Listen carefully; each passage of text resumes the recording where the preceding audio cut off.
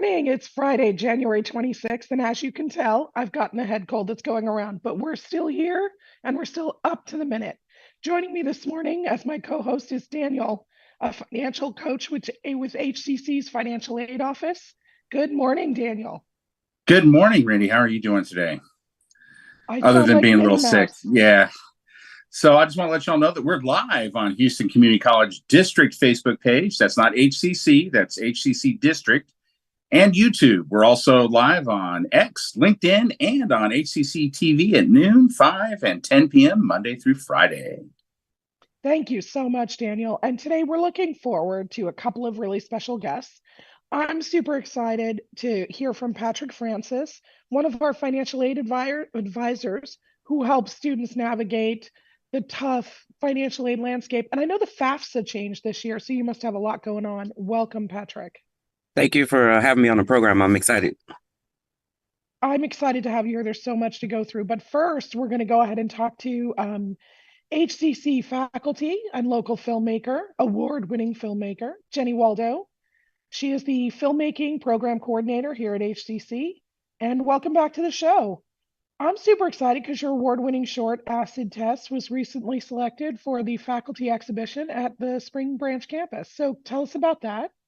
Yeah, I'm excited to be back. And yeah, I submitted the short film. They were looking for faculty work to exhibit in the various galleries across all the campuses. And so Acid Test, the short film version, was selected for the Spring Branch Gallery. And so it's up there now. I didn't quite realize that it was going to be the only piece playing in that gallery space. So it feels like an honor that you can't avoid it.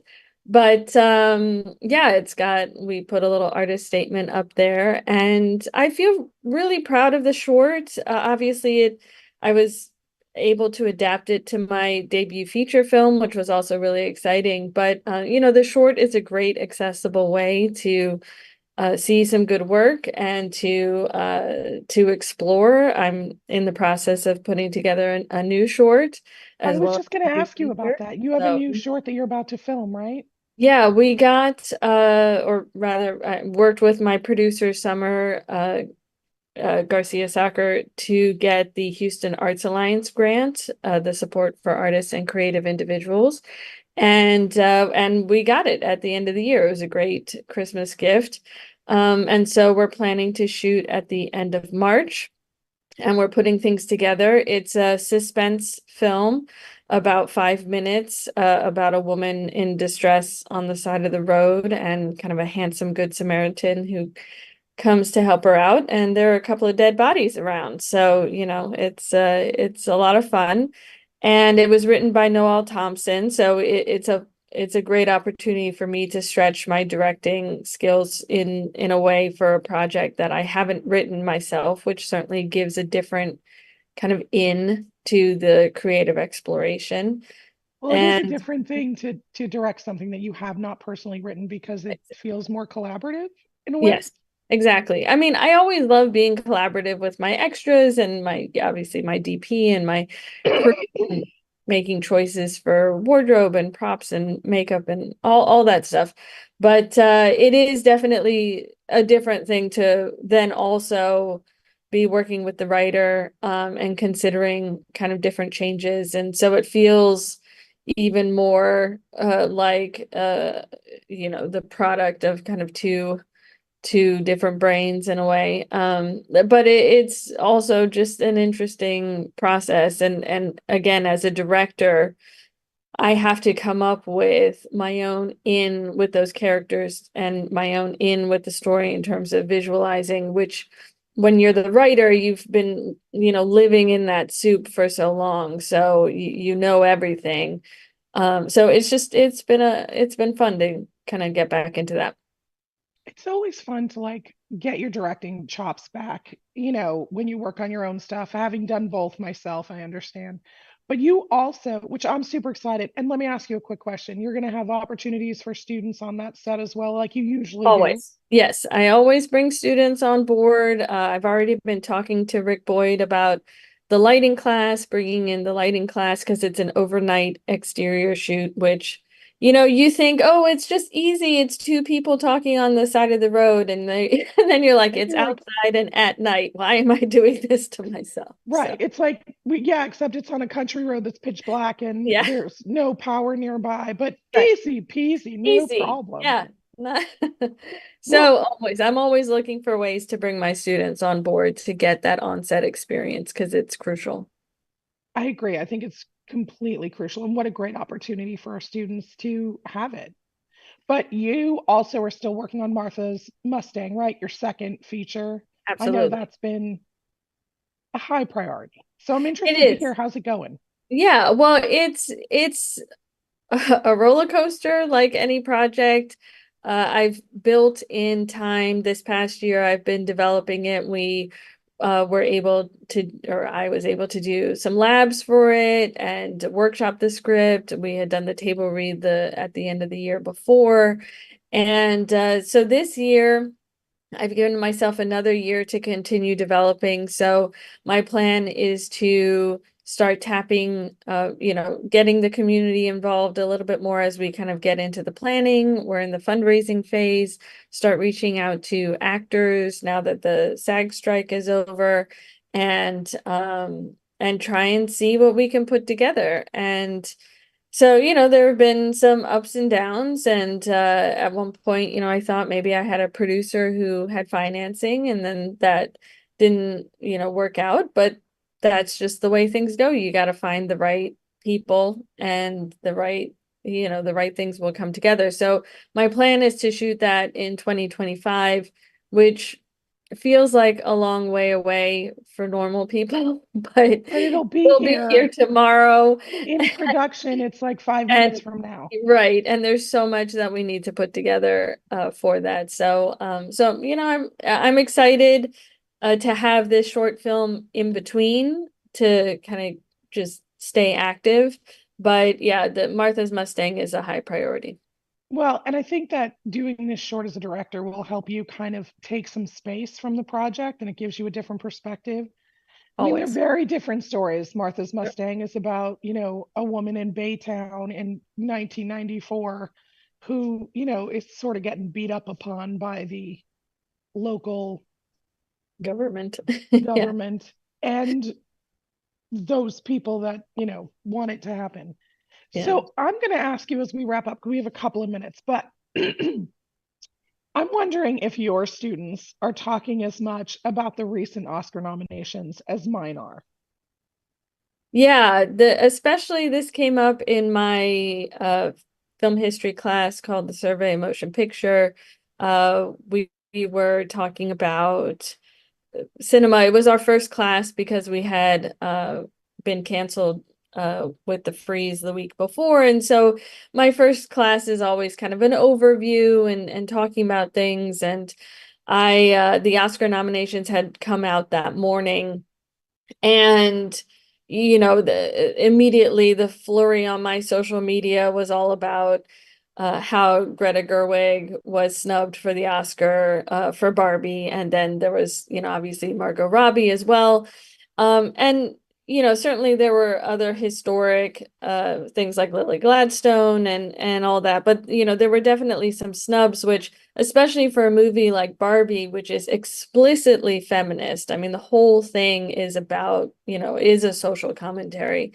For then the director to be directly snubbed was felt a little bit too too ironic, It felt a little Uh, too yeah, on the nose. yeah, If my it's students had written it, I too would have been like, blatant. that's too Yeah, on the nose. yeah, But what was interesting to me was like Saltburn, which people had been loving, was also, she was not nominated either. yeah.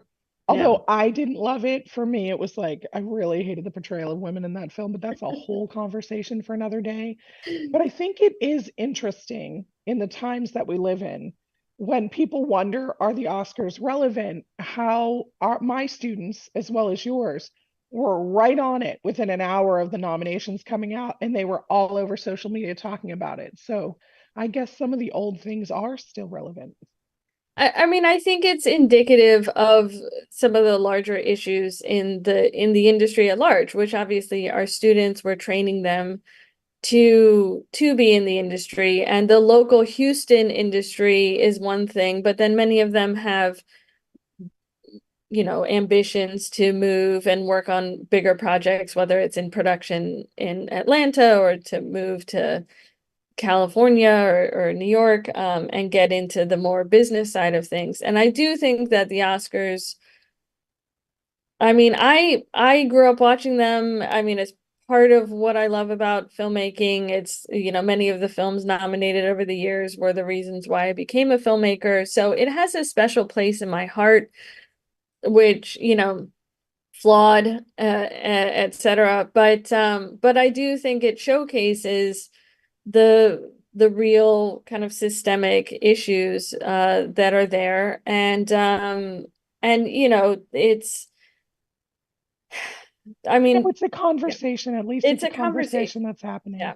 And But and people have to be aware yeah, and just continuing to make projects and moving the needle forward and raising more awareness. someday I would love for our students to stay here in Houston and make big projects here, but that's a conversation for another day. That's another, yeah. And and I know that you're dedicated to that as well, but we can talk about that another time.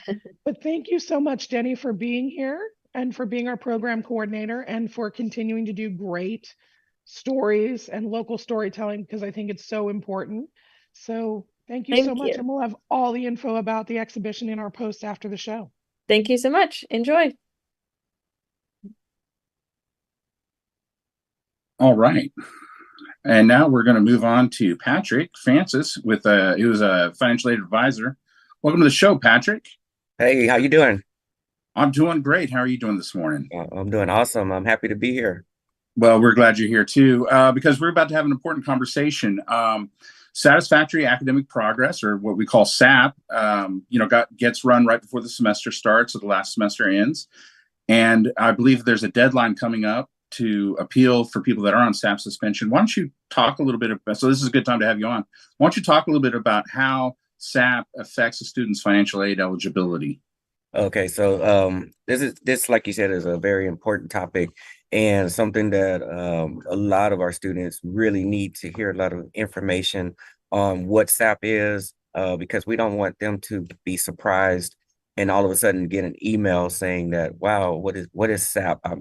I can't get financial aid, and come into the office, and then we have to break the news to them. So we want to get this information out as far as how SAP can affect your eligibility. At first, we want to break down what is SAP. SAP stands for Satisfactory Academic Progress. So it can affect your eligibility with financial aid, because if you are not meeting the criteria of satisfactory academic progress, then you fall into a category where you may lose your financial aid eligibility here at the institution. And of course, we do not want that to happen to our students. We want to be able to fund our students with free money from the federal government if possible, state assistance, and loans as another option. So it can affect your eligibility by either being on probation, warning, or ultimately getting your Title IV funds, which is a federal funding that can be suspended, and you would not be eligible for financial aid. Okay. Now, just be clear, you said there's free money when you're talking about grants and scholarships there. They're correct. Not just handing out money. There's, it's for your schooling. Right. I wish I could hand out some free money, but yes, for your tuition and fees and books, federal assistance through the Pell Grant. And of course, loans, you would have to pay back. Now, there's three components to SAP. And any one of those components can trip somebody up. Why don't you talk a little bit about what those components are? Okay, so two of the components kind of go hand in hand, which is GPA being below a 2.0 and the passing ratio. Many times students fall into both of those categories around the same time. So of course, GPA explains itself. We want to maintain a GPA over a 2.0. And then the passing ratio is sometimes is what surprises students, because they may have a good GPA. They may have a 3.0, but we look on their transcript or their course history, and we find out that they've withdrawn from several courses and that means their passing ratio is not meeting the criteria, which is 67%. So for instance, I always give the example, if you have 10 classes, you want to be able to actually earn credits out of at least 7 of those classes, which will give you a 70% passing ratio. Anything below that will put you into the category of being in warning or the possibility of losing your eligibility. So that's the first 2 criteria that we see very often, which is GPA and the passing ratio. The third one is a little bit more complicated, which is called 150%. So this category is for students who take over the amount of hours, which is over 150% of the time that they are in school. So for instance, for example, if you are in a course that is 60 hours to graduate, well, you actually get 90 hours, which is 150% to do what you need to do. Maybe you have to withdraw, maybe you have to retake some classes, maybe you didn't pass a certain semester, but you get an additional 30 hours before you fall into the 150% rule. Once you go over 90, then the SAP will flag you on the account, and your financial aid will go into suspension until you have to do the appeal. Okay, we'll talk about appeals in a second, but I want to step back for one just brief minute. When you talked about completing classes, I'm assuming that just doesn't mean failing the class, but dropping as well. That is correct. So that means withdrawing from classes. You may even retake a few courses, and that makes you your hours increase. And so once again, you may have a great GPA. You may actually graduate from a program and begin another program at HCC, and the system doesn't recognize the 2 different degree plans. It just recognizes the number of hours that you're taking. So you may have to do an appeal just because you completed a program and now you're moving on to a second one. Okay, I'm going to pause you there for a second. Mm-hmm. So let's talk about appeals. So a student finds out that they are on suspension, and they get the letter, the email, you're going to lose your financial aid. But that's not the end of the story. They can't appeal that decision because there's always outside circumstances, right? I was involved in a car wreck, or I had a family emergency, or some sort of tragedy. Mm-hmm. Talk about how they appeal and what you're looking for. Okay, so with the appeal process, you have the chance to appeal it. You actually have 2 chances. So depending on the circumstance and the situation, a mitigating circumstance, something that happened, like you mentioned, it could be, and there's actually on the form, there's examples of what those types of unusual or mitigating circumstances are, such as death in the family, illness, huge financial difficulties, of course, times when we couldn't, when COVID hit, many of our students were not able to complete some of the classes because of the lack of resources. So in those situations, you are able to do the appeal. And as a financial aid advisor, my job is to be fully knowledgeable of what's going on, how to guide you through the process. And my goal is to make sure that you are completing the appeal as best as you can so that you have a great chance to get approved. Once it's submitted, it goes into review through a committee, and hopefully it gets approved. But if not, you do have a second chance to submit your appeal to, it's called a SAP committee appeal. Okay, so you've got 2 chances. And I think an important point is to remind the students that the financial aid advisors are here to help. Yes. We're trying to get people through the SAP process. That is correct. And so, we've got about 1 minute left. What would you tell a student is the most important thing in filling out that appeal? Okay, the most important thing is to really understand how to complete the appeal. That's where the financial aid advisors and other representatives in the financial aid office comes into play. Ask questions. We want you to be able to put everything on paper and provide the supporting documentation to support what happened. Because without the supporting documentation, the review team really doesn't have anything to go off of other than your own personal word. If you do not have supporting documentation, we guide you into providing witness statements, and everything that we could think of that you need to put into the appeal to give you the best chance of approval. So, Excellent. yeah, I told the team we want to find solutions, and we are here to help you and guide you through the process. That's a great point. We're always here to help our students in any way we can.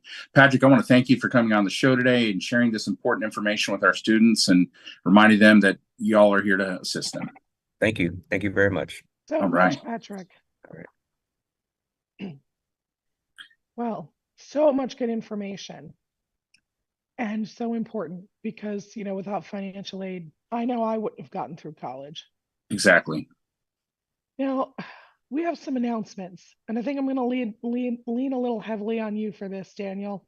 Absolutely. You want me Can't to talk. run? Yeah, I'll run those down for you. All right. thank you. So first up, we've got recipes for success.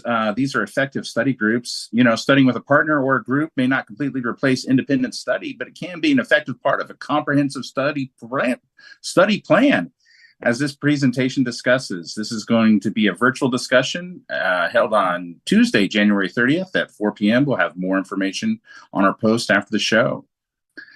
If you want to learn, I will say that the community learning dance things are a particular favorite of mine, but I'm just going to let you go. But just FYI, if you haven't done it, do it. It's super fun. how awesome is this? I mean, you can learn all kinds of dance here. Children can do it, teens, adults, everybody's welcome. All types of dance. We got tap to jazz to ballet to belly dancing. And we're offering these classes through May at the Spring Branch campus. Again, there'll be more information about how to do that after the show. My wife is always after me to get my hair cut. And, you know, haircuts have gotten a little expensive, but did you know you can get free haircuts and cosmetology services here at HCC? The barber program is offering free haircuts on Tuesdays and Wednesdays at HCC Central, while cosmetology will offer free services on Tuesdays at the East Side and North Line campuses. Free haircuts are 10 a.m. to 1:30 p.m. Tuesday and Wednesday at the Central campus, and the cosmetology services are 9 to noon on Tuesdays at the East Side and North Line. And I'll just say, men, you can get a manicure too. It's okay. We do have some petty for my husband. He loves it. I always get great. a gift card for Christmas. Absolutely. We do have some recitals coming up. Locasio and Clay and Fenton will be doing a vocal and piano selection. This recital features the vocal and piano works by Adam Vincent Clay and HCC composer Joe Locasio. HCC vocal professor Francis Fenton will sing several of Joe Locasio's works, as well as the world premiere of Clay's extended song cycle Rhapsody, which was written specially for her. This will take place 7:30 p.m. on Friday, February 9th at the HCC Southwest Fine Arts Center. It is free and registration is not necessary. Everyone's welcome. Check out the post after the show for more information. And that's not all. We got a lot more going on. That we have all these exhibits with our teams and our faculty, and it's just great. And I know the Southeast exhibition of Gisette Padilla, who's an art faculty, is coming up. So can you tell us about that? Yeah, this artist's work and research has been explored, or it has often explored various aspects of identity, both individually and culturally. Some works were initiated during the Printing Museum of Houston Artist in Residency program. This is going to be taking place through May 10th at the Eastside Felix Morales Wedge Space Arts Lab. There will be an artist reception at 6 p.m. on Friday, March 1st. Again, this is free. Registration is not necessary, and everyone is welcome. I think that's going to be really exciting. So if you get a chance, go down. She's really, really terrific. Spring classes have begun. Yeah, but it's not too late to register. Our 16-week spring classes have begun, but students can still register for those, as well as Second Start classes, which those begin on February 12th. All courses are either in-person, online, or hybrid. What does that mean? Well, online, we've got online anytime, which is no established class meeting times unless listed. We have online on a schedule, which the meeting time is set and the course meets online together. We have hybrid classes where you have lecture classes meeting partially face-to-face and partially virtually. We have our in-person traditional face-to-face courses with traditional meeting patterns at various campus locations. And we even offer hybrid labs, which is a laboratory studio course To learn more about these programs, start dates, options, to cover costs, you want to go to hccs.edu/apply. Thank you so much for being here with me today, Daniel, and for picking up my slack since I'm sounding like Minnie Mouse. Monday, My pleasure.